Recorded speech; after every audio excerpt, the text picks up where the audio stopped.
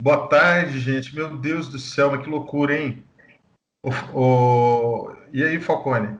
E aí, tudo bom? Boa tarde, ou bom dia, ou boa noite para quem estiver ouvindo. Hoje a gente vai falar com mais uma mulher, ainda não foi ao ar ainda, né? Vai amanhã, o da minha irmã. E agora, Marininha, se apresenta aí, Marininha, para o pessoal que está nos ouvindo aqui. Para tudo, gente. Meu Deus do céu, eu não acreditei na hora que o Falcone falou assim, ó.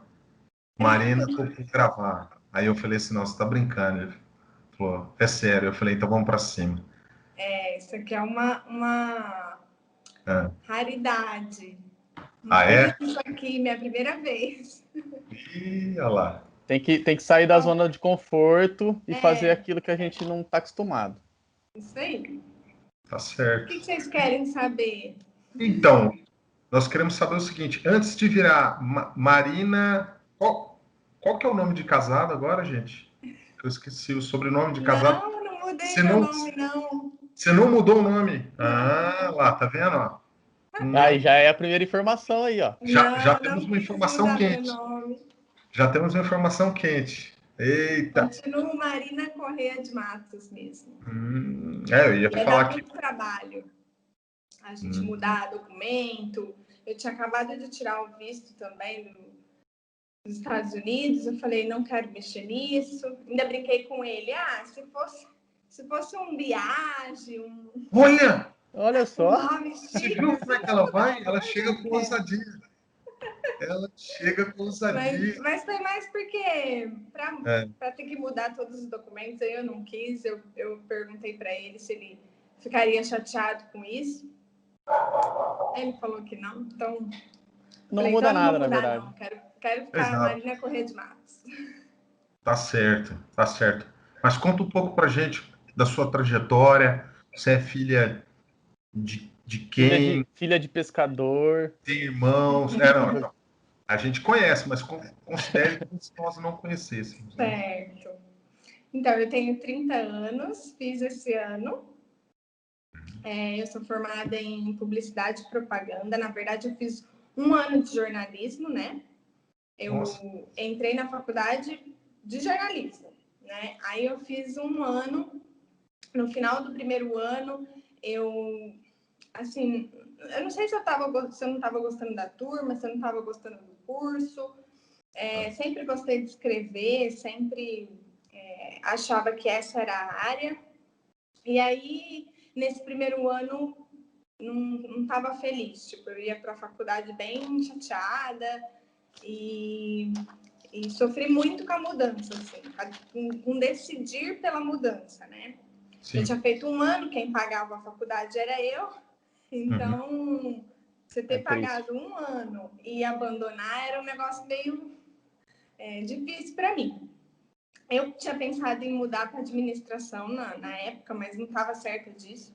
E aí, no primeiro ano que você faz de jornalismo, a turma é misturado publicidade, propaganda e jornalismo.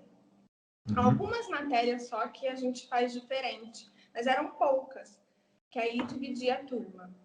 Aí minha irmã já tinha feito, acho que estava no último ano, não, minha irmã já tinha formado em publicidade, e aí, só que a minha atenção era muito assim, tipo, eu vou fazer o mesmo curso que minha irmã, eu tinha muito isso na cabeça, sabe? Aí eu pensei, repensei, falei, era muito mais fácil eu passar para publicidade, porque era só frequentar as aulas, do que eu fazer um novo vestibular, prestar um novo vestibular e perder esse ano, porque a administração eu não ia usar nada de jornalismo, mas publicidade sim. E aí eu comecei a frequentar as aulas de publicidade. Aí eu fui gostando, fui ficando, e aí até o fim, né? E me formei em publicidade. Mas meus pais tiveram muita influência nisso, porque eles são donos de gráfica, né? Então eu cresci meio que ali, no meio de papéis, no meio da fotografia também. Então tinha muito a ver. E não tinha como eu fugir mesmo de um curso que não fosse parecido com o da minha irmã, porque os três, né? Eu tenho minha irmã que é mais velha, e tenho o Julinho, que é o mais novo. E nós três temos mais ou menos o mesmo gosto, assim, e a profissão foi meio que parecida, né? E meu irmão formou em publicidade, Julinha em audiovisual, então não tinha como ser diferente. Sim. E aí eu me formei em publicidade, mas eu fiz 1 ano de jornalismo. E assim, tenho curiosidade como seria se eu fosse... Formado em se eu jornalismo. tivesse me formado em jornalismo, sim. Mas o que me pesou também na ocasião foi que os professores eram muito desanimados, assim, com a profissão, sabe? Então, eu via que eram jornalistas que não conseguiram chegar onde eles queriam e resolveram dar aula. E isso era bem desanimador. Porque o que eles falavam é que você não ganharia dinheiro com jornalismo, que você tinha que amar de paixão. Nossa. E a minha mudança foi um pouco por isso, sim. Hoje eu não concordo muito. Acho que se eu tivesse a idade que eu tô lá naquela época, eu não mudaria a escolha por conta do dinheiro, não. Eu acho que se a gente gosta, a gente faz o negócio dar certo, assim, né? Concordo. Mas eu sou feliz publicitária também. Deixa eu te perguntar. Eu não sei se, Patrick, você vai falar alguma coisa. Você ia falar alguma coisa? Eu ia, mas você começou a falar, querido. Só você comentou que no primeiro ano de faculdade você pagou sua faculdade, certo? Sim. Você... A faculdade toda eu paguei, né? não é. Sim. Gente, só pausa aí, trava na beleza aqui. Olha como é que eu tô. Olha só ele. Eu tô voando. Parece que ele propôs. Tá passando cola, né? Pra você falar. Mas vocês também se arrumam pra eu falar menos. Gravar. Ixi, eu tô com roupa de ficar em casa aqui, ó. Tá frio aqui. Por isso que eu passo cola. Aqui é 6 horas da noite e tá escurão já. Mas não era isso que eu ia falar, não. Falando do primeiro ano, depois você acabou pagando o curso todo aí. Mas já desde o primeiro ano seu, você já trabalhava? Você trabalhava na gráfica? O que você fazia? Eu trabalhava na gráfica. Na verdade, eu fui pra gráfica, eu tinha uns 12 anos. Meu pai queria que a gente fosse para gráfica, né? Que a gente tinha que aprender, que a gente tinha que fazer alguma coisa, que não dava para ficar em casa, assistindo Sessão da Tarde. Ele enfatizava muito isso. E dentro da gráfica mesmo, eu procurava coisas para fazer, assim. Eu acho que dos 3, eu fui a que mais me envolvi mesmo com as coisas da gráfica, dos 3 filhos, eu falo. Mas, na verdade, eu trabalhava lá e o que eu via era o boleto pago. O boleto pago da faculdade. Claro que meus pais me ajudavam em várias outras coisas que eu precisei, né? Sim. Mas era uma troca, né? Eu trabalhava e eu tinha minha faculdade. Não, mas o que eu quis dizer é assim, você ajudava... Eu trabalhava na área? Você ajudava no operacional da gráfica, mas você ainda não trabalhava para as suas coisas ainda, né? Não. Aí, logo que eu estava formando, eu não tinha condição de, assumir nada sozinha, porque eu tinha esse boleto, então eu sempre tive medo, assim, né, de trabalhar em outro lugar, ou eu tinha uma garantia ali, né, até eu me formar. Quando eu me formei, logo nesse período, eu queria muito trabalhar com personalizados, né? Coisas para festa. Tava muito no auge, assim, essa coisa de personalizados do festa e você não comprar aquelas coisas já prontas. Eu queria muito trabalhar com isso. E dentro da gráfica não dava tempo, não tinha espaço, eu tinha que fazer outras coisas e eu não estava feliz nas coisas que eu fazia. Então eu ia muito mal-humorada mesmo, eu não queria trabalhar mais ali. E aí eu tive que tomar uma decisão e começar sozinha. Eu mesma fiz uma logo, fiz um blog, fiz um Facebook, fui me virando. Isso já tem uns... quando eu formei, né, já vai fazer uns 8 anos, mais ou menos. Eu me formei com 22, já tem uns 8 anos que eu trabalho com isso, assim. E aí foi com festa, um vai falando do outro. Depois eu fiz uma festa de formatura, isso foi inédito, assim. Veio uma cliente, queria fazer coisas para formatura. E aí eu falei, não, eu faço. E depois dessa, assim, eu só peguei formatura. Foi uma atrás da outra, sabe? Então ficou mais focado com formatura. Aí veio a pandemia e a gente tem que se reinventar. Nossa, é verdade. A pandemia deixou tudo descalço. Mar, é o seguinte, eu vou voltar lá, na verdade, quando você falou que fez jornalismo. Eu sou um cara muito curioso, né? Quero entender de onde vem essa vontade pelo jornalismo Então, Muito embora faça algum sentido aí o fato de você trabalhar com impressos ali, não sei se foi isso que te não, atraiu. Ou não se é tem algo... muito a ver com, não tem muito a ver com o impresso, não, eu Uhum. acho, porque, na verdade, a gente chega no terceiro colegial muito cru, imaturo, e tem que Sim, decidir uma coisa assim, que isso pesava muito para mim, nossa, era uma responsabilidade você escolher uma profissão, quer dizer, é outra mentalidade, é como se é, como se aquilo fosse te definir para sempre. com Então, certeza. aquilo você vai escolher e aquilo vai ser você.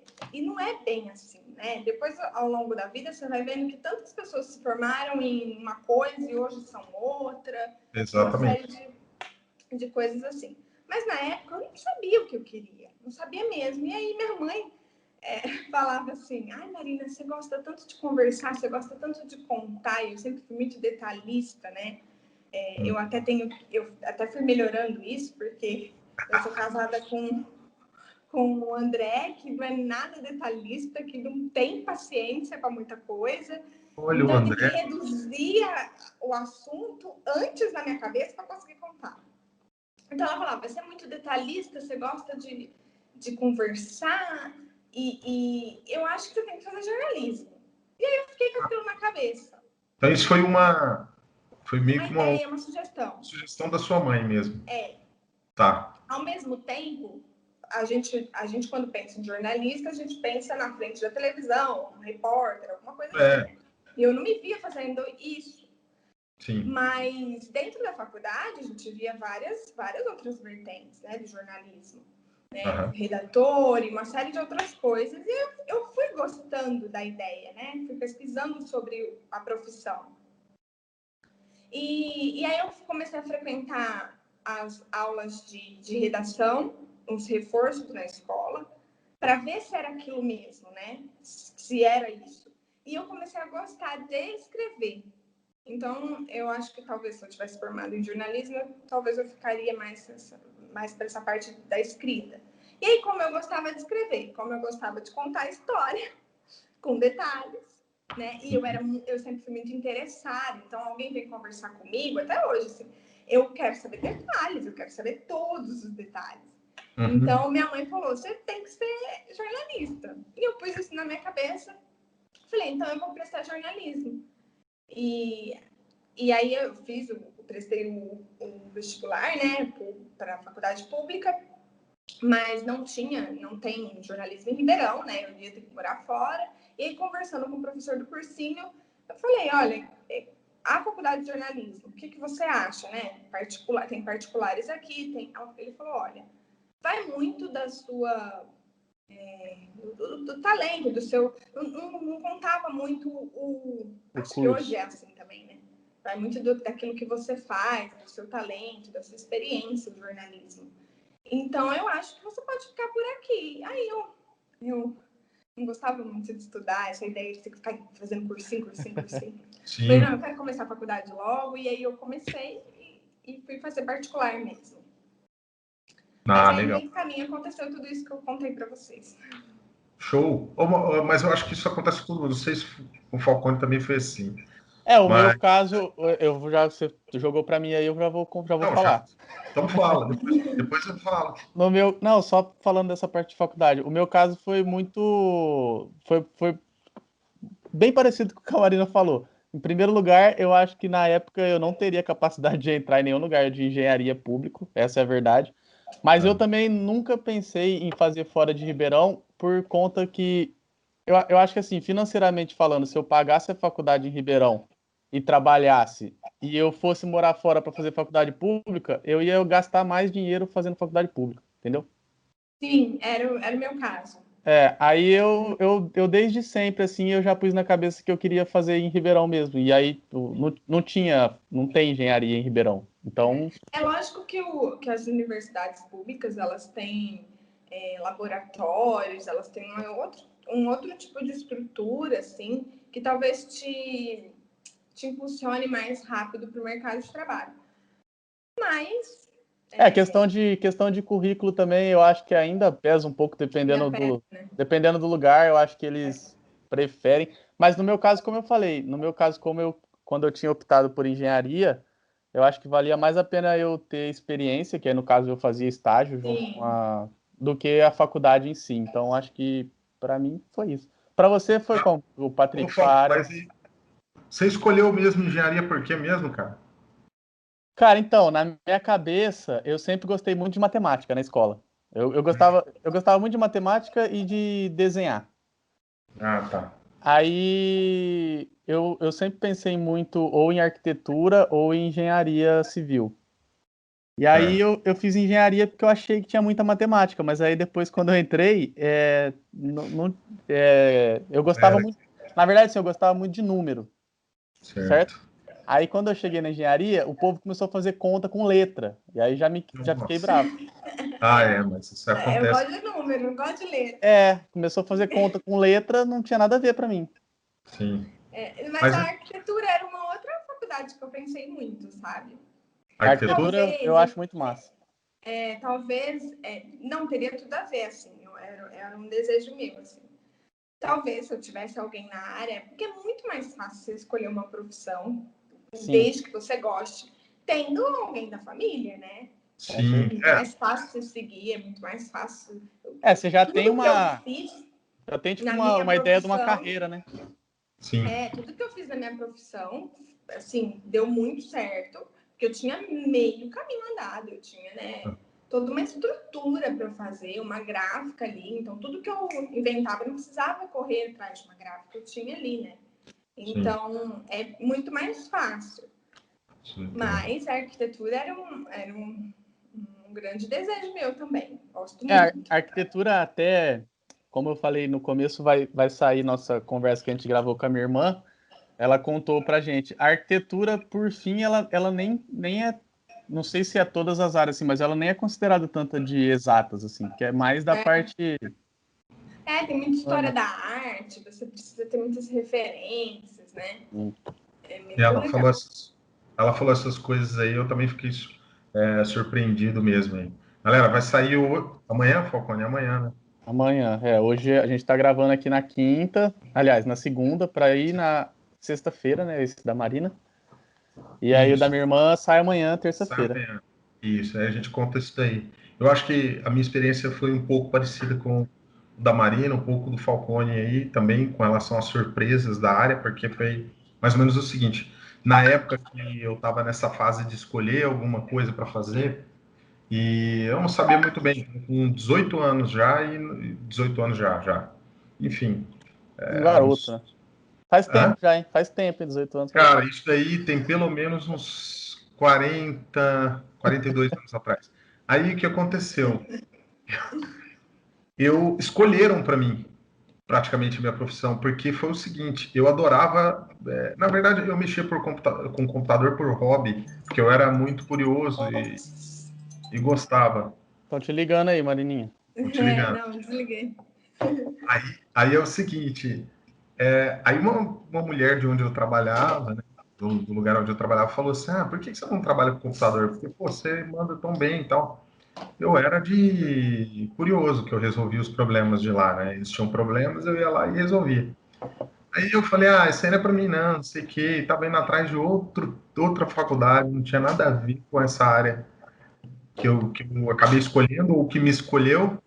Qual que Mas era a área? Desculpa te cortar aí. Qual área você pensava? eu cheguei a me inscrever para o vestibular de medicina. Caramba! Olha! Você Tá sabe vendo por aí? quê? Não, e assim, eu não tenho médico na família, que aí também é o que a Marina falou. Normalmente a gente usa. Evidencia, né? A gente usa uma referência. A referência que eu tinha era o local onde eu trabalhava. Eu trabalhava numa clínica na época e comecei a Uhum. gostar do médico que lidava com oftalmologia, porque as outras áreas, acho que tivesse que abrir uma pessoa, eu morria, eu acho, no primeiro dia, né? Não ia dar Então bom. eu prefiro abrir máquina, cara. Computador é melhor, é mais tranquilo. Então, aí o que aconteceu? Eu acabei indo para essa área, só que assim, felizmente, eu acho que acertei, porque se alguém me fala assim, alguma experiência de trabalho, nessa coisa de trabalho mesmo, é um negócio bem distante, assim, para mim, porque parece que eu ainda continuo sendo o menino lá que continua interessado por computador, por tecnologia e não sei, assim, essa coisa do trabalho, o trabalho mesmo. Acho que o maior desafio para mim tem sido o seguinte, que a Marina aí, quais são as duas questões que a gente passou meio rápido. Primeiro, ela é esposa do André, e o André é o André Kibe, porque vai ter gente que vai ouvir isso aí e não sabe, né, quem é o André. Ele passou aqui no canal, a gente conversou com ele e tudo mais. Então, são nossos amigos aí. E, gente, isso aí foi um momento da minha época que foi absurdo, né? Eu precisava escolher alguma coisa para fazer na vida. E é o que ela falou, É muito tenso isso. você cria uma pressão muito grande, você fala, cara, eu vou fazer isso aqui o resto da minha vida, pelo amor de Deus. E meio que... E a gente pensa muito errado, né? Porque por que o resto da vida?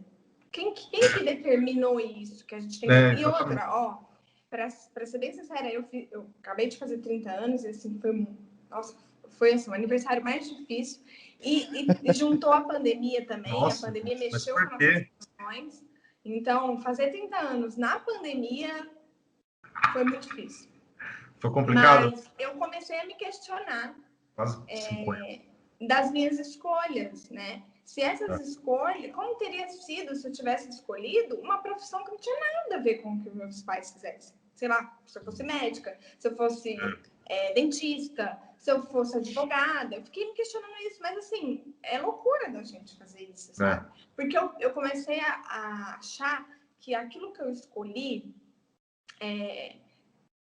foi pelo outro. E assim, uma grande doideira da minha cabeça, porque, gente, ninguém permanece tudo isso, né, fazendo o que faz, sei lá, por 8 anos, né, sim, sem nenhum talento, eu digo, na área. Não ia sobreviver, não ia, né, não ia vender produto, ninguém ia querer meu trabalho. Então, de alguma forma, eu tinha esse lado, né, voltado para essa área. E lógico que com a pandemia, né, o trabalho vai diminuindo, as festas foram, né, canceladas, e aí eu fui mais para a área da papelaria, que era uma coisa que eu sempre também fiz, mas mais para o fim do ano. Mas aí eu falei, eu sempre quis ter um site, eu vendia online e não tinha um site de vendas. Né? Então a pandemia fez eu me mexer, né? Porque também a gente teve tempo, a gente ficou em casa e tal. Mas como vai dando errado, e a tendência de quando dá errado, a gente achar, não é isso. Tô na área errada, tô no lugar errado. Fiz escolhas erradas, escolhi como, né? Como que eu elimino 8 anos de profissão assim, né? Sim. Então, a nossa cabeça, ela faz muito isso. E fica girando e a gente achando que a gente está no lugar errado. É muito normal. Agora, você imagina com 18... Eu tive que escolher minha profissão com 18 anos, né? Eu meio que entrei atrasada na escola. Então, eu formei com 18. Mas tem gente que tem que escolher com 17. Como que você escolhe isso, né? E fica aquela pressão, porque os pais ou vão pagar a faculdade, ou vão pagar uma moradia, e aí você não vai seguir aquilo, né? Uma cobrança da família, enfim. É um negócio bem, bem difícil, mas que depois a gente vai entendendo que nada é para sempre. Isso, quando a gente já está adulto, a gente entende melhor.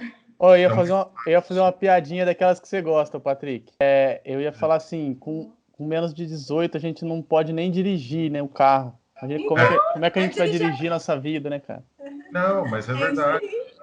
É aquela mesma pegada quando a gente costuma perguntar, que o pessoal tem falado muito sobre leitura e tal. A gente fala que naquela época da escola, putz, como é que a gente não quer ler? Forçava, né? A gente a ler. Então, assim, tem muita coisa que parece que acontece no tempo errado, né? Da vida da gente, assim. Momento errado, eu acho, não sei. E aí você meio que tem que, ou você se adapta, se você não tiver maturidade para de repente, passar esse momento e, sei lá, eventualmente seguir por um caminho que seja importante para você, que vá te realmente trazer felicidade para o resto da vida, né? Então, assim, eu acho que é muito mais isso, né? Essa coisa é muita responsabilidade no momento que eu acho que a gente não está com tanta responsabilidade. Tá certo, tem pessoas que desenvolvem mais rápido, né? Essas coisas, essas habilidades de escolher o que quer ser, enfim, o que quer fazer. Mas eu estava falando isso pelo seguinte, eu até comentei que ela é esposa do André, que ela é empreendedora. A Marina tem a empresa dela, né? Você está falando aí que ela trabalha com publicidade e propaganda, mas daqui a pouco ela vai deixar o arroba aí, os contatos dela, tudo bonitinho. Certo ou não? Tá, certo. E eu acho, assim, cara, eu admiro muito a mulher que empreende, a mulher que... Porque assim, porque hoje eu também sou empreendedor, né?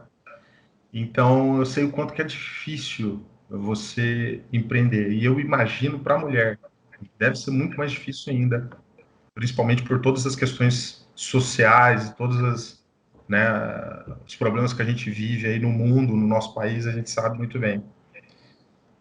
Então, assim, eu acho que foi um processo natural para você empreender ou em algum Olha, como foi isso? eu Quando você nunca. escolheu? Então, eu não sei se na época não existia esse termo empreendedor. Eu nunca. Foi um negócio tão automático, né? Que é engraçado que quando eu namorava o André, né? Na época que a gente namorava, eu tinha que falar minha profissão. Eu tinha dificuldade de falar que eu era empresária, porque eu era empresária. Aí eu falava assim, publicitária. O André falava assim, não é publicitária. Publicitária é sua formação. Você não é publicitária, você é empresária. Então era muito difícil eu falar, né? Aí aos poucos eu fui empresária. Até hoje é estranho falar isso, né? A empresária, porque a empresa sou eu. Uhum. Então, assim, eu nunca me vi, nossa, eu sou uma empreendedora. Hoje tá muito assim, né? Muito empreender, essa coisa de Está ser mais na moda. empreendedor, tá muito Mas eu fui fazendo as coisas e fui Foi fazendo do meu acontecendo. jeito, colocando minha cara, mas eu não, assim, nunca me vi empreendedora. É até difícil falar que eu sou uma empreendedora, que eu sou uma empresária. Mas você é, hein? E é engraçado porque eu falo assim, parece, quando as pessoas falam um perfil de empreendedor, eu falo, gente, mas eu não sou assim, né? Que empreendedor tem que ser, como eles falam, enfiar a cara, não ter medo. Não, eu sou uma pessoa extremamente medrosa. Né? Vou comprar uma impressora que para mim foi semanas pensando, muito medrosa. Eu trabalhei, acho que uns 5 anos com um notebook, e você vai me entender porque você é da área, fazendo arte na telinha do notebook. E aí, o dia que eu comprei, que eu criei vergonha na cara, comprei um monitor. Eu comprei um monitor, não comprei nenhum computador, né? Porque o certo era comprar um desktop, bonitinho, só para transmitir a tela do notebook para o computador, para o monitor. Eu falei, meu Deus, por que eu fiquei tanto tempo sofrendo? Então, assim, eu tenho meus medos e esse é o maior desafio de empreender, porque o meu perfil, eu fico me perguntando, gente, mas o meu perfil não é de empreendedor. Talvez em alguma característica eu me encaixe, né? Eu não vou encaixar em todas. Acho que depende da área, né? Mas eu tenho medo, eu tenho... algumas vezes o André fica todo empolgado, né? Quando as coisas vão dando certo, ele fala, imagina você, não sei aonde. Eu falo, não, sabe, calma. Não é bem por aí, vamos devagar.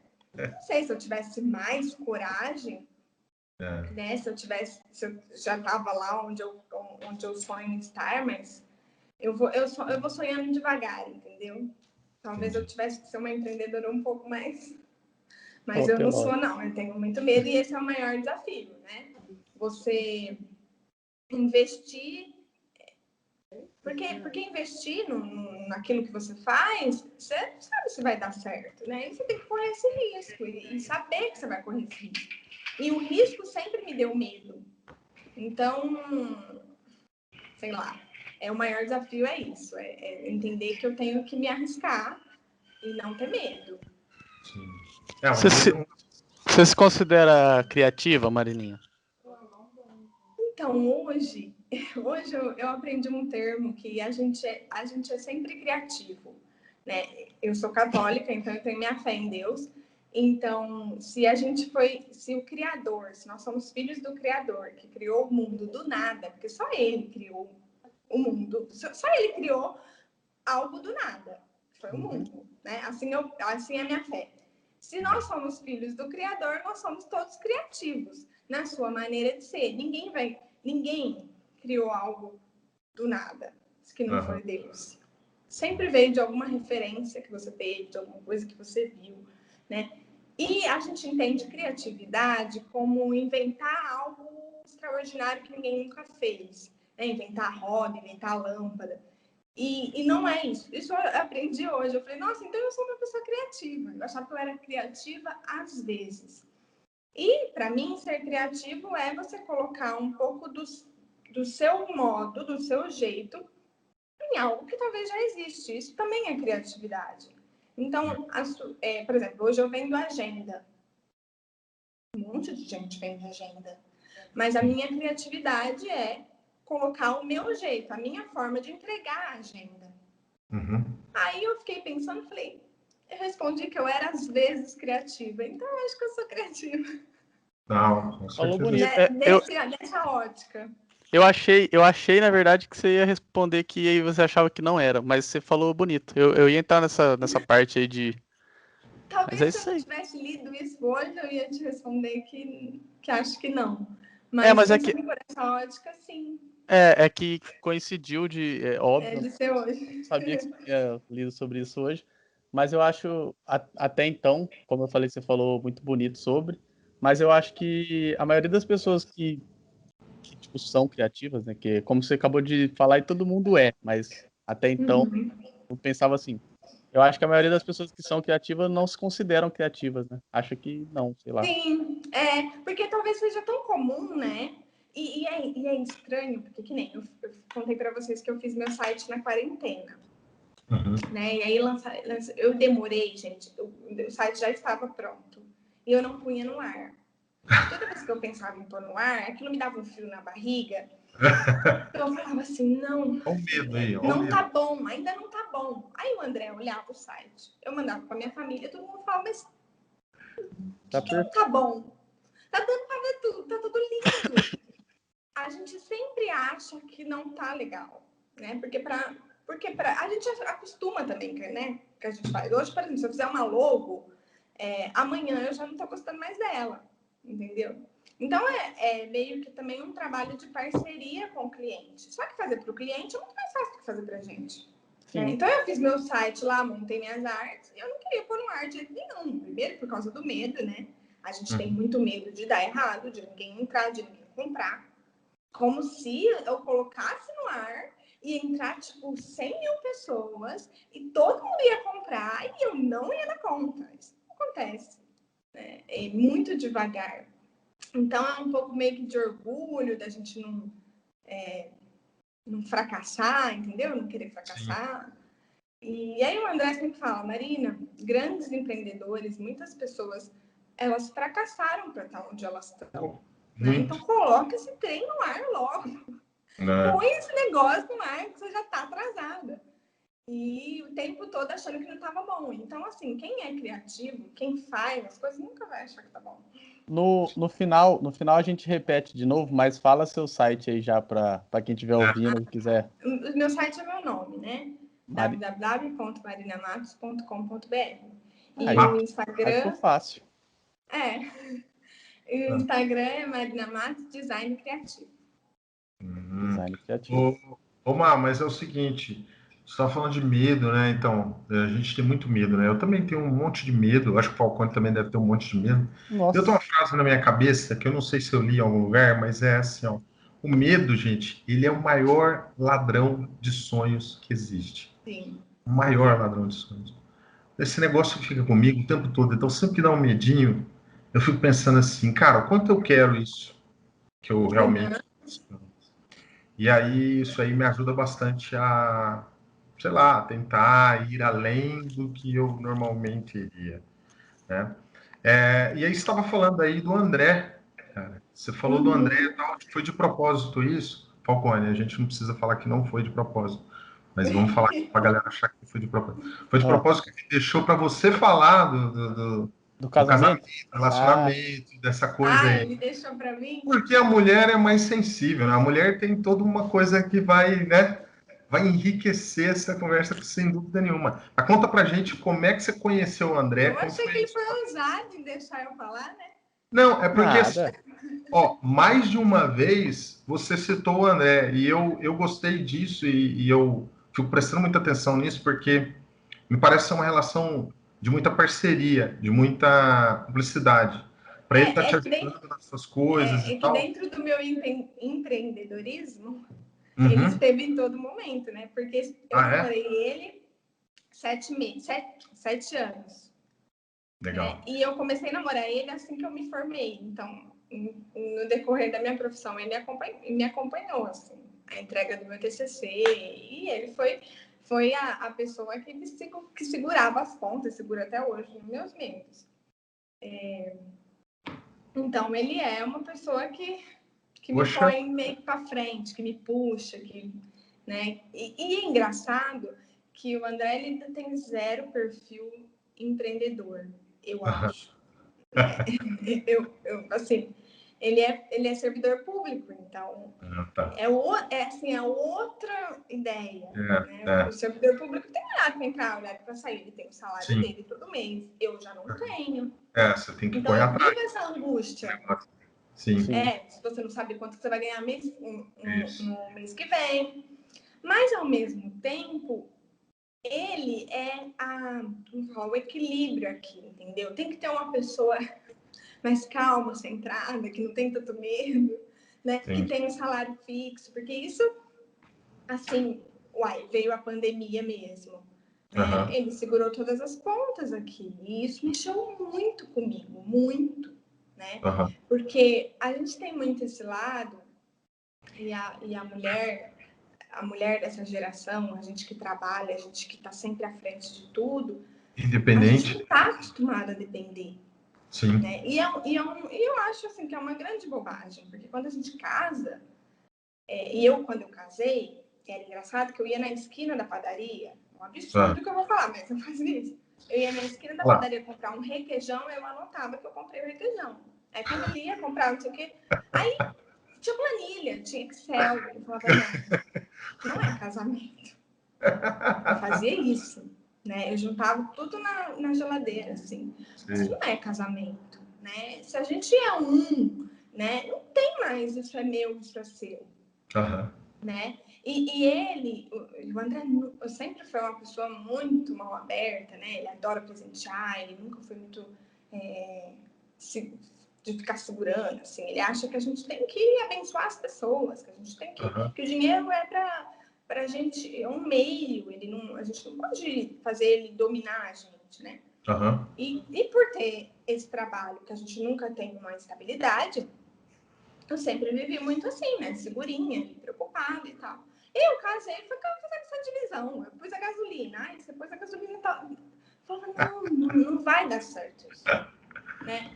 E porque a festa de casamento foi assim, né? A gente fez uma festa e metade. Né? E aí eu trouxe isso para dentro da realidade de uma casa. E não funciona. Não funciona. Né? Então tudo é de todo mundo, não tem como dividir. Eu acho que a gente pode ter contas separadas e tal, mas esse negócio de ficar minuciosamente contabilizando tudo, não. Eu tive que parar e acho que fui rápida, né? Porque eu tenho 1 ano de casado. Falei, não dá. Né? Então, o que eu posso pagar, eu pago. O que ele pode pagar, paga, mas sem ficar falando, eu paguei isso. Porque vai virando um negócio meio sem sentido, né? A gente não está aqui competindo quem faz mais, quem faz menos. A gente não são 2 amigos que estão dividindo uma casa, a gente é um casal e tal. Mas eu me perdi o que a gente estava falando. Não, eu queria saber como é que vocês se conheceram, como foi a história de vocês, o começo da história de vocês. Tá. A gente se conheceu na igreja. Na verdade, assim, ele me viu e eu não sei quando ele me viu, assim. Eu já conheci ele sendo apresentado, mas assim, em algum momento ele me viu na igreja, se interessou e tal. E aí ele começou a frequentar o grupo de jovens, que eu também frequentava, diz que por minha causa, e aí ele começou a ir, Ele fez a JC, né? Também teve a JC. Eu não sei em qual momento que ele me viu. Se foi na JC, se foi no grupo de jovens e tal. Então foi ali, assim. Ele foi até o dia que ele entrou para esse grupo de jovens e começou a frequentar. E aí a gente sai junto. Até o dia que ele... Aí ele é sempre muito brincalhão, ficava brincando, né? Que gostava de mim, que não sei o quê, me cantando. E aí foi, tipo, mais ou menos um ano para eu decidir se eu queria namorar ou não. Nossa, o André foi um guerreiro insistente. Permaneceu ali, Bem frente à insistente. batalha, falou assim, não, eu não vou desistir, eu não tenho medo. Não, teve uma vez que ele falou para uma amiga minha, falou, não, essa é a última vez, porque eu também tenho que me valorizar. Ele falou. Ah, é? Depois, Falou. Depois de um ano, né?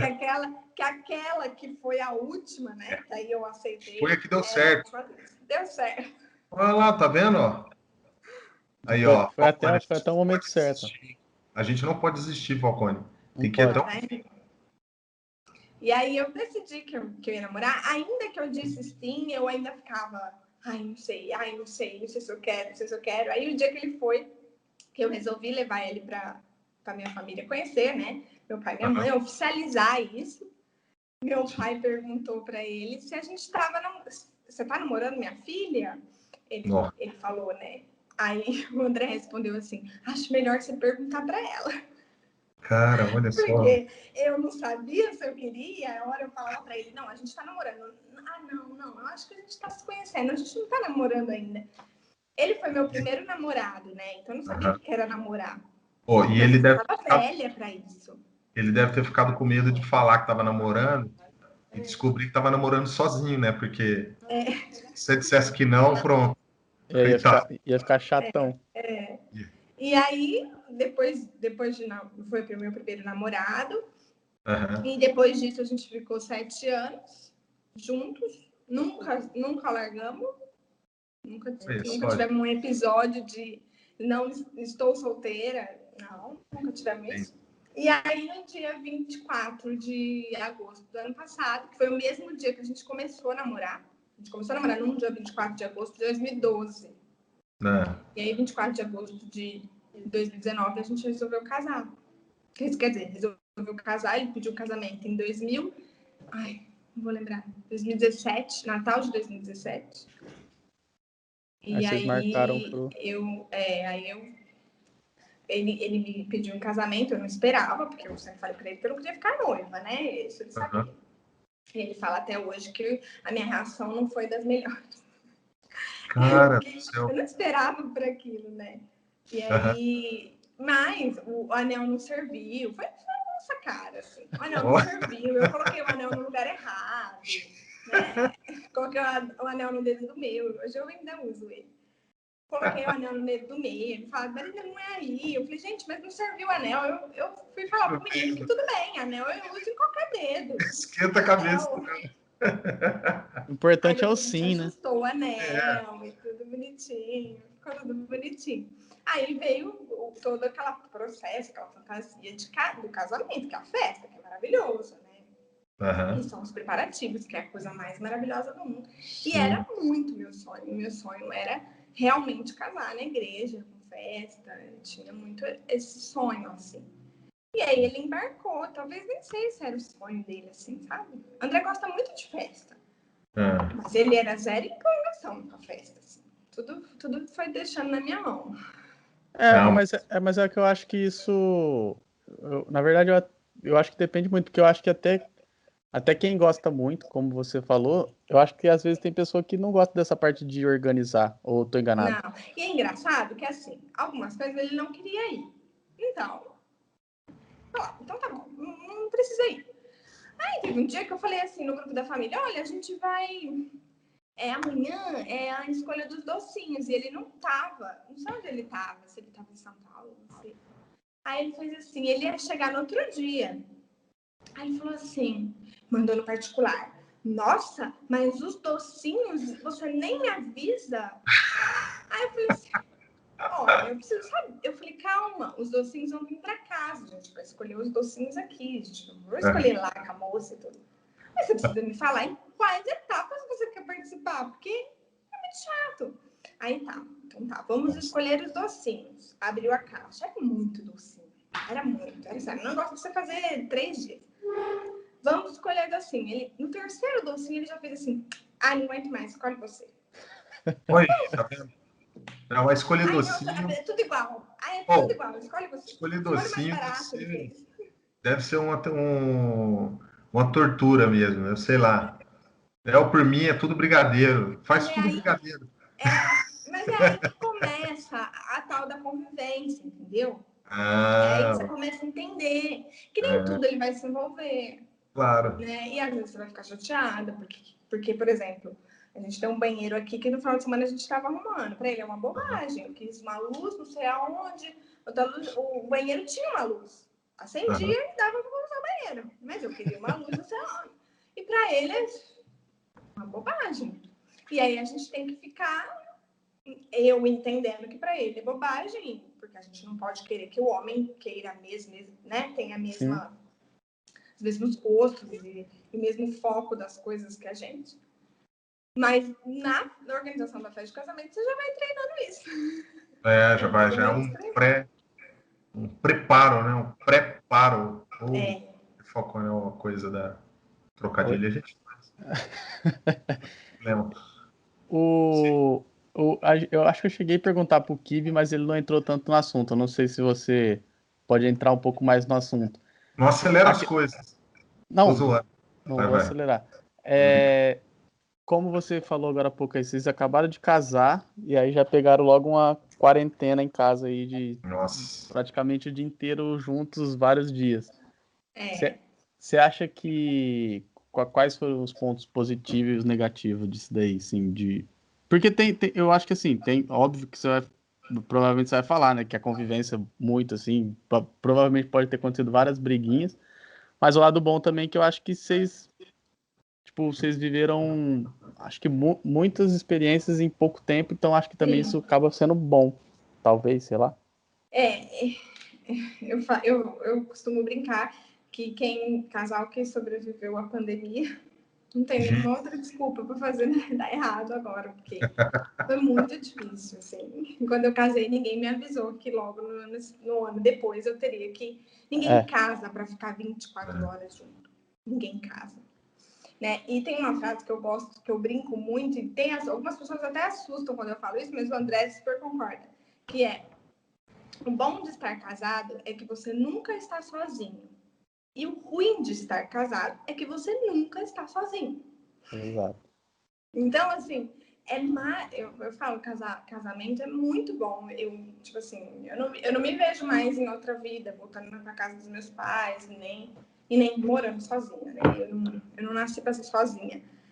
Mas é muito desafiador já por si só o primeiro ano de casado. E aí você dentro de casa, 24 horas, era uma coisa assim que se você não tiver um emocional trabalhado, né, se você não entender que aquilo está mexendo com você e que isso pode confundir até sentimentos, é um negócio perigoso, né? Porque tinha dias que, uma vez a gente conversando, ele falou: eu não vejo a hora de você ir no supermercado. Eu falei: eu também, que é a hora que você vai sair daqui. Porque a gente ninguém casou para viver essa realidade, né? Então a gente vai trabalhar e se encontra à noite, mas ficar o tempo todo junto, não. E é absolutamente normal isso. E eu, no começo da pandemia, quando eu sentia isso, eu estranhava, eu falava: gente, mas acho que a gente não tá mais se gostando. E não é isso, é o excesso da convivência, né? E eu e o André, a gente sempre foi um casal bem independente, assim.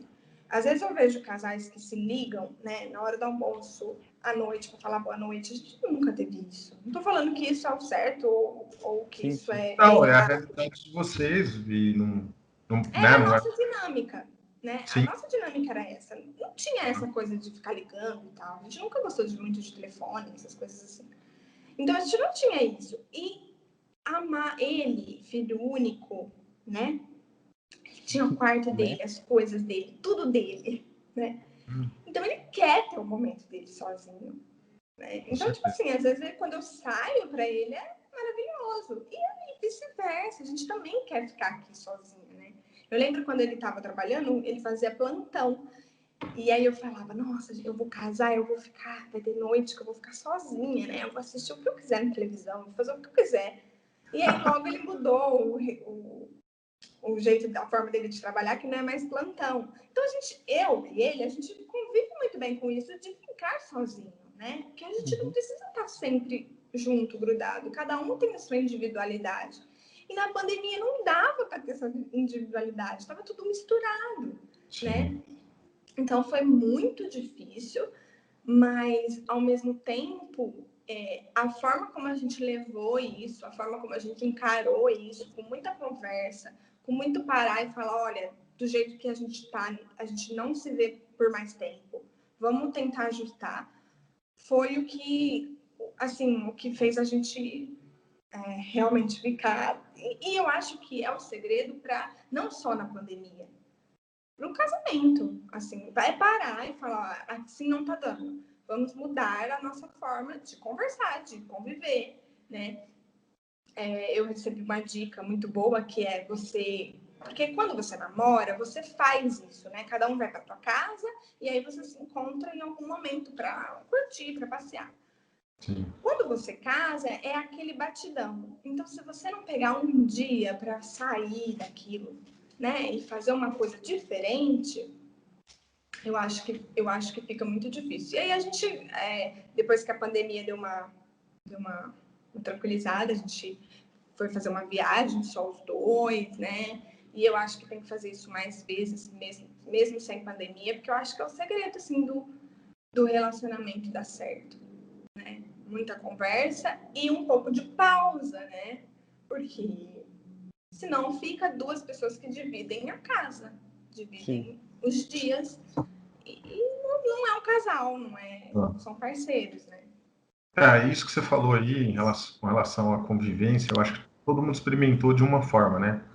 Da sua maneira foi bem particular, realmente, já vivenciando os primeiros momentos ali, os primeiros meses de casado e tal. Sim. Com certeza deve ter sido bem complicado essa adaptação no começo, mas, cara, podia jurar que você poderia ser psicóloga também. Você tem uma... Eu fiz muitos anos de terapia, viu? Então tá certo. Eu fiz muitos. Eu queria aproveitar isso aí que você falou, Patrick, que ela tá falando bem, assim, né, para quem tá ouvindo aí. Você tinha comentado um pouco atrás aí da parte difícil de fazer 30 anos. Foi difícil, da crise dos 30 aí. Muito. Mas, aparentemente, você passou bem, tá bem já hoje, certo? Ai, às vezes dá uma... Porque assim, ó, a mulher, ela tem um relógio biológico, vocês não. Pois é. A gente tem a época, né? Vocês, por exemplo, a paternidade, vocês podem ser pais até quando, né? Sim, eu tenho um fato curioso. Muito mais tempo vocês podem ser pais. A gente não, até o final da vida, será? Não sei. Não, é assim, ó. Eu tenho um fato curioso só em relação a esse negócio de paternidade. Eu tenho um bisavô meu que foi pai com 70 e poucos anos. A gente não vai ter isso. De forma alguma. O Falcone, com certeza não foi da minha bisavó, viu? Só para deixar claro. Aliás, beijo. Beijo, Bisa. Beijo, Bisa. Enfim, deixa para lá. Mas é isso. Um professor também. Um professor meu que tinha mais ou menos essa idade e ele tinha um filho de 8 anos. Meu Deus, cara. Então, quer dizer, a gente tem um relógio biológico, né? Sim. Então, quando você faz 30 anos, você já pensa sobre isso. E casada, eu imagino assim, eu imagino se eu estivesse solteira, tá? Eu acho que seria mais desesperador, né? Talvez, não sei. Mulheres solteiras pensam nisso. Que aí você ficaria preocupada, tipo, quando vou casar, quando vou ter filho, nesse sentido. Porque eu acho que tem que dar um espaço, sabe? Por exemplo, meus pais, eles casaram, minha mãe casou grávida. E eu sinto que hoje eles estão aprendendo com os filhos fora a viver uma vida de casal juntos, a fazer coisas juntos. Porque antes não, já casou, já tinha filho. Uhum. Então, a gente também quer isso. Só que a gente também tem um tempo. Eu não casei novinha, né? Eu casei com 29. Então, é o que pesa também na idade, eu falo para a mulher, né? Você fazer 30 anos. Uhum. Não porque, eu tô velha, vou ficar velha. Não, não tem isso. Mas é mais por essa questão de decisões que você também tem que tomar a partir dessa fase. Né? E aí? Vou querer? Não vou querer? Quando que eu vou ter? Não sei. Eu acho que para mim a idade pesa nesse sentido mesmo. Já rola essa autocobrança e ainda, com certeza, as pessoas também falam, né? Sim. Vocês têm a visão. Sempre tem a pergunta, né? Quando que Vocês já vai vir aí? Sempre. Até que não muito. Acho que é porque a gente também não saiu muito na pandemia, né? Não encontrou muita gente. Porque talvez iam perguntar já. Mas sim, já tivemos essa cobrança da minha família, da família dele. Mas lógico que tá nos planos, né? Mas a gente quer curtir mais um pouco.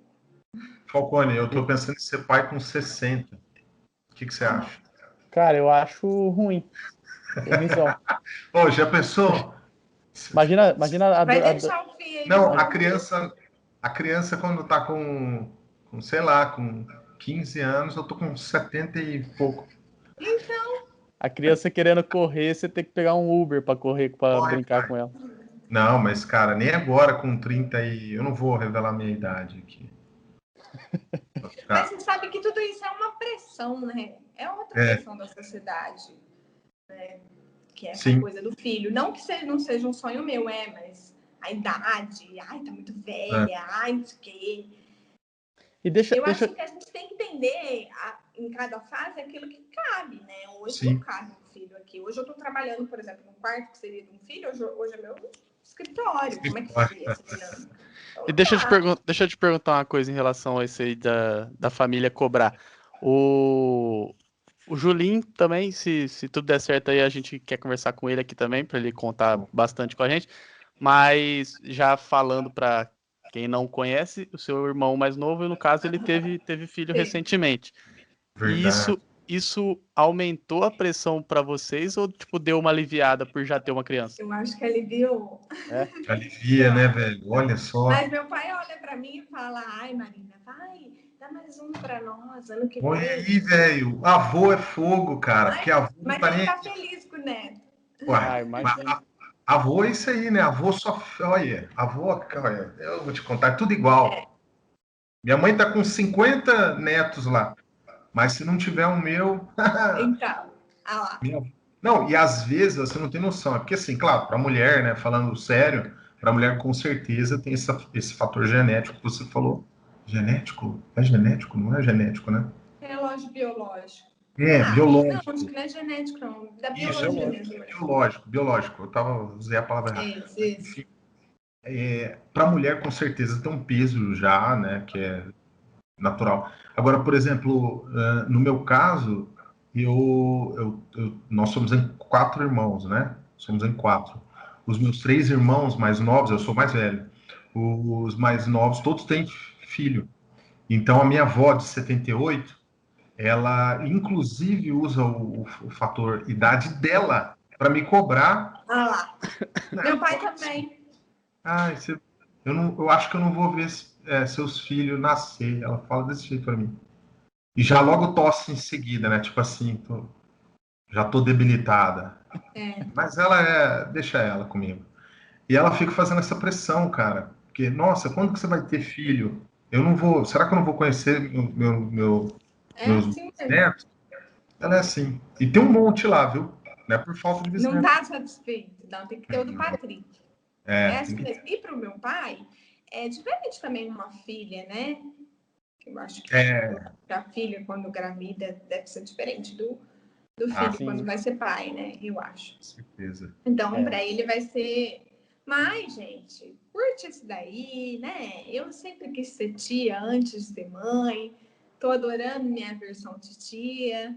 Ser tio é legal. Curte mais. Não, eu perguntei só para saber se tipo aumentava a pressão ou se aliviava, mas não, da família em geral, assim, a família, meu pai, porque como nasceu muito bebê esse ano, né? Já tem 3 bebês na família, então deu uma Não tá, Assim, não aliviado pra mim. não tão carente de Ninguém nem tá criança. falando muito disso, mas quando lembra, olha pra mim e fala: "E você, tá faltando um bebê." Aí esses dias me surpreendeu que eu fui numa festa, aí a amiga do meu tio falou assim: "Mas ela acabou de casar." Eu falei: "Ai, muito obrigada." Tipo, Olha. as pessoas não entendem, né? Elas acham que tem que casar e já ter filho. Eu acho que tem tanta coisa pra gente ajustar, que nem, imagina se eu tivesse grávida na pandemia, vivendo toda essa coisa doida da profissão, da novidade do casamento, porque, gente, é uma novidade. Nem Sim. eu, nem ele moramos sozinhos. Nem eu, nem ele sabia fazer nada. Eu nunca precisei fazer nada na minha casa. Tudo estava pronto, estava tudo pronto. Então, assim, toda a dinâmica muda a sua vida, muda a sua rotina. Você tem coisas que você não acrescenta na sua rotina que você não tinha, né? A roupa não chega na gaveta sozinha. Igual chegava como mágica, na rotina dele. Então, são várias coisas que a gente tem que ajustar como casal que eu aconselharia quem casa a esperar 1, 2 anos. Não precisa esperar muito, mas curtir, né? Primeiro. Isso, não só nas funções da casa, mas como para a gente não misturar essa coisa de dividir uma casa, mas continuar sendo casal. Tipo, continuar namorando, continuar com romantismo, porque a dinâmica, o estresse acaba com isso. Então, você imagina um filho no meio disso? Para mim, eu não teria essa força psicológica, não. Então, eu acho que cada um tem o seu tempo mesmo e a gente tem que saber respeitar isso. Né? Sim. Eu, com 30, talvez realizei coisas muito maiores do que quem tem 40. Ou eu com 30 não realizei tudo que, por exemplo, meu irmão já é pai. Então, assim, cada um tem um tempo, né? E meu irmão tem 25 anos. A gente tem que parar de se comparar, né? E de ficar querendo encaixar todo mundo numa caixa. Então, se eu tive com 25, você também tem que ter. Se eu tive com 30, e aí vai. Não sei. Mas que a gente fica na pressãozinha, fica. É normal. Principalmente a gente por causa do relógio biológico, né? Uma hora tem que... uma hora as chances se esgotam. Né? E aí vem a lição. Então, eu acho que os 30 anos foi mais... peso daí, sabe? Sei lá. E você sair dos 20 é uma coisa meio... É mais psicológico mesmo. É estranho, viu? Eu vou falar pra você que... E é engraçado que meu corpo... Falei pro André, nossa, parece que... Eu fiz 30 anos, no outro dia eu já tava assim. Parece que meu corpo não tá mais igual. Tipo assim... tudo que eu como parece que vira gordura, sabe? A gente não tá mais com metabolismo mesmo. Olha, nem me fala. Nem Mas me fala. quem que não engordou na quarentena, né? Pô, eu, inclusive, ganhei aí mais um dígito na minha ideia. Eu levei um negócio tão a sério. Eu levei tão a sério que eu bati meu próprio recorde, vamos dizer assim. E engraçado que ansiosa eu não como. Eu tive muita ansiedade. Eu tive crise de ansiedade na pandemia, né? E eu tive um dia feio, assim, de crise de ansiedade. Mas os outros eram, tipo assim, um aceleramento no coração. Você acorda meio acelerado. Sim. E a ansiedade geralmente me faz não comer. E na pandemia, totalmente diferente. E me fazia comer. Eu tinha vontade de coisas, assim, que eu nem ligava, sabe? Doces, essas coisas assim. Então... aí eu pus culpa nos 30, né? Nos 30 anos o corpo da gente muda. Aí a gente começa a engordar. Mas aí não pode. Aí eu retomei meus exercícios físicos, porque a gente vai acostumando, sabe? Engorda um pouquinho, acostuma. Engorda outro pouquinho, acostuma. E aí não tem fim, né? Isso aí não Mas para. realmente muda, né? Não tem como você querer o mesmo corpo dos 15 nem dos 20. Vai mudar sim. Sim, eu já falei isso aí pro Falcone. Eu falei para ele, cara, você vai ver quando você chegar na minha idade. Porque eu tô assim, eu tô meio que preparando o caminho. Aí eu vou contando para ele, né? Tá me preparando. A gente tem uma diferença aí razoável, uns né? 10 anos, mais ou menos. Mas daqui 10 anos... 8, 9, né? Mas, enfim, aí eu vou contando, eu vou dando spoiler da vida para ele. Omar, você prefere livro ou filme? Isso aqui não é aquele bate-bola, não. Nossa, É que eu livro. ouvi você falando que queria, que achou legal ter um tempo para ver um filme e tal. O que você Sim, prefere? mas eu durmo em filme. Você Eu o quê? talvez série, Dorme? que é mais curtinho.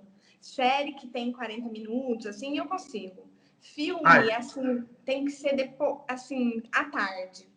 Questão eu durmo. Eu durmo em todos os filmes, todos. todos os filmes. Meu Deus do céu. Todos os filmes que eu Olha lá. assisto com o André, eu durmo. Você Todos. dorme. Então eu acho que eu E- prefiro o livro, mas também dependendo do horário que eu leio o livro, eu vou dormir. Ah, é? Às vezes eu embaralho e dormo. Que você Livro é a leu melhor assim? coisa para te dar sono. Que você leu assim que te marcou assim? Você possa falar aí pra gente aí de alguma coisa, alguma leitura que você tem. Olha, o que me marcou, parece ser até um livro bobinho, assim. Todo mundo que leu falou que era bobinho, que foi O Milagre da Manhã, né? Não, Ele... esse livro é maravilhoso. Tem muita Não, gente mas que assim, ele é prático. Se você é, só né? lê ele é besta. É um livro bobinho. É tipo Mas se receita você de bolo, for... né? É Hã? besta. É tipo receita de bolo, né? Acorda, faz isso. É, Pega o livro de é. receita e fica Então, lendo, assim, né? você lê, se você não fizer, você não vai fazer diferença o livro na sua vida. Só que teve um ano que, igual eu estava contando para vocês, que eu sempre trabalhei nessa área, e aí a gente oscila muito, quero, não quero. Teve um ano que eu estava muito desanimada. Uhum. E eu subia a escada para trabalhar e o frio na barriga vinha, eu falava, não é isso mais que eu quero, eu não gosto mais de fazer isso. E eu tive várias vezes que eu senti isso, várias. Uhum. E aí eu falava, não, eu acho que eu preciso dar um outro olhar para minha vida. Minha irmã estava aqui, Mariana, que ela não mora aqui, ela mora no sul. Ela estava lendo um livro, que até hoje eu preciso ler esse livro, mas assim, só a pincelada que ela me deu do livro já me ajudou muito, que era aquele 7 Hábitos das Pessoas Altamente Eficazes, acho que era esse livro. Ele tinha uma tabela e um gráfico, assim, que falava que no centro tem que estar, assim, o seu propósito, aquilo que você veio para o mundo, quem você quer ser. E o Uhum. resto que vai estar em volta da sua vida. Quando você estiver olhando para aquilo, aquelas outras coisas vão nortear de acordo com o seu propósito. Só que acontece, se você focar fora desse centro, as coisas vão desandar. E aí eu percebi que na minha profissão eu estava focando no dinheiro. E aí ele tem uma tabela que quando você foca no dinheiro, o que acontece com seus relacionamentos? O que acontece quando você pensa em família e tudo? Quando eu focava em dinheiro, então, por exemplo, eu estava trabalhando para ter dinheiro, porque eu tinha o sonho da festa de casamento, né? A gente quer juntar dinheiro para realizar e tudo. Como eu via o casamento? Então, eu via, tipo, o meu cônjuge como uma pessoa que vai me dar lucro. Então, ele tem que trabalhar muito, ele tem que ser um cara bem-sucedido. Como eu vejo família, filhos, eu via assim, gasto. Nossa, ter uma casa. Antes de casar, para vocês terem noção, eu tenho até hoje, eu tinha no celular uma lista de contas. Eu tinha isso. Eu acho até legal, assim, que é um planejamento, mas ele não pode ser um negócio assim, pesado, né? Então eu Sim. tinha lá luz, água, energia, tudo que você imaginar com uma casa, e ia perguntando para todo mundo e fazer uma média.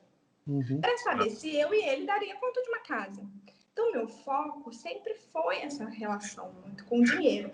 Quando ela me mostrou essa parte do livro, eu falei, é isso. Eu falei, eu tô focando numa coisa que tá destruindo todas, porque se o meu trabalho não der o dinheiro que eu imagino que ele tenha que dar, aquilo vira um horror, né? Aí eu parei de focar no dinheiro e comecei a focar no propósito. Por que eu entrego isso? O que meu trabalho gera para as pessoas, né? O que meu trabalho gera felicidade, porque elas estão festejando um momento especial. E aí eu fui mudando a mentalidade. E isso mudou já assim, meio que rápido até. O retorno. Não sei se a visão que mudou, mas o retorno. Parece que eu tinha mais trabalho. Os trabalhos começaram a... Mas a minha rotina era muito ruim. Né? Eu tinha uma rotina de ficar sem almoçar, sabe? Acordar muito tarde. Eu falava, eu preciso mudar isso. E aí, na época, estava muito boom desse livro. Eu falei, vou comprar. eu vou comprar, e ainda, eu lembro que eu até falei pra minha mãe, vou começar a acordar às 5h30 da manhã. Ela até duvidou, sabe? Ela fez assim, ai, duvido. Tá louco. E aí Isso aqui. comecei a fazer um ritual, ir na academia, tal. E aquele livro, assim, mudou a dinâmica da minha vida até hoje. Lógico que eu não sigo ele, assim, né? Mas até que ele crie um hábito, você tem que fazer as coisas bem certinhas. Até que aquilo que vire automático, né? Sim. E aí eu determinei, academia é de manhã. Se eu não for de manhã, não dá. Porque Consigo ir. à tarde tudo acontece. Tudo acontece. Sim. E aí eu acordava, assim, 5h30 da manhã. Né? Tinha que o livro te apresenta, né? Várias dicas de como você fazer isso, de forma que você não se, como é que fala? Se boicote, né? Porque a gente fica no soneca, no celular. Mas lógico que isso durou um período e ele não. E aos poucos eu tive que ajustar com a minha realidade, né? Depois que você casa, por exemplo, 9 horas da noite você tem sono. Hoje não, porque a outra pessoa também não tem sono. Então você tem que ajustar tudo isso. Mas ele foi o livro, assim. Acho que eu até falei demais sobre o assunto. Eu queria saber só do livro, mas ele foi o livro que por mais que seja bobinho, ele mudou assim, a minha vida. Os livros têm esse poder, né? De transmitir essas experiências pra gente. E é quando falou de pandemia foi isso aí. Agora, na pandemia, uma dificuldade que eu tive foi ler. Muito grande. Quem não ficou em livro, sei lá, ficou em série, filme, etc. Não, eu acho que eu fiquei no trabalho mesmo, assim, porque eu queria que eu tinha que fazer alguma coisa dar certo, sabe? Bom, parece que você não, na pandemia parece que a gente perdeu alguns hábitos, né? Porque ficar dentro de casa vai ficando difícil você pegar um livro e ler. Sei lá, pra mim foi muito difícil. Eu não sei se o Patrick ia emendar mais alguma coisa aí. Eu queria comentar, eu não sei se você consegue ver o tempo aí, Marilinha, mas faz 1h10 mais ou menos que a gente tá falando já. E só queria te mostrar que você falou que você ia ter vergonha de falar aí, ó. Tá tudo. Vergonha a gente tem a hora que você colocar. Nada. O que eu sempre falo pro Patrick aqui, principalmente nesse começo, é só quem vai ouvir é nossos amigos mesmo, então não tem problema, pode ficar à vontade. Mas eles mesmos que a gente tem vergonha. Nada. Aí não pode. E assim como todos até agora que a gente fez, eu acho que é a opinião do Patrick também, sempre fica, sei lá, um gostinho de quero mais aí, porque dava para conversar mais 1 hora aqui. Mas aí eu acho que a gente, no futuro, a gente vai fazer o 2.0 com todo mundo aí, né, Patrick, para falar o que não falou. Nós vamos fazer aí. A ideia é essa, né? Nós estamos construindo isso aqui ainda. Mas eu falei mais do que vocês, gente. Mas a ideia é essa, velho. A ideia é você mesmo. Legal que vocês ouvem, olha só. Vamos conversar com um homem que ouve a gente, viu? Mas você sabe que... Olha aí, cara. E não interrompe a gente. Então, eu até queria falar sobre isso, mas acho que fica para uma próxima, acho que é melhor. Pode ser. Porque... Não, eu posso até dar uma pinceladinha rápida aqui, só para deixar... Só para falar que eu não falei. Eu trabalhei um tempo com a Marina, trabalhei lá na gráfica deles lá um tempo. É verdade. Eu tava num momento que eu não tinha o que fazer, não tava fazendo nada, assim, e aí eles me acolheram lá um tempo. E nessa de não sei nem como falar, assim, mas, tipo, dizem que é difícil ter amizade entre homem e mulher, assim. Mas nesse tempo a Marina me ajudou bastante, assim, a gente conversava muito sobre até essa questão de medos aí, que eu também sou muito parecido com ela em muita coisa. E só para ficar aí uma declaração da nossa amizade aí, que foi muito boa aí, ajuda. E é isso. Lá. Deixa de novo aí, deixa o seu Instagram e seus contatos aí. O Instagram é @marinamatos, design criativo. E o site é marinamatos.com.br. Maravilha. O site, na verdade, é uma loja virtual, né? Uma lojinha virtual das agendas e planners que a gente está fazendo agora para o final do ano. Perfeitamente. Ó, a gente queria agradecer você aí pela paciência e pela coragem de ter vindo aqui falar com a gente, né? Enfim, mais uma vez, obrigado aí, viu? Obrigada a vocês, foi um prazer. Acho que eu falei demais. E queria ter escutado vocês também, mas aí depois a gente conversa outros assuntos. Temos muitos. Exato. É só para o pessoal que está ouvindo aí lembrar de se inscrever no canal para ajudar a gente. O Instagram é cgm.podcast. E é isso aí. Curta e compartilha. Beijos. Beijos, até mais. Até. Tchau, tchau. Tchau.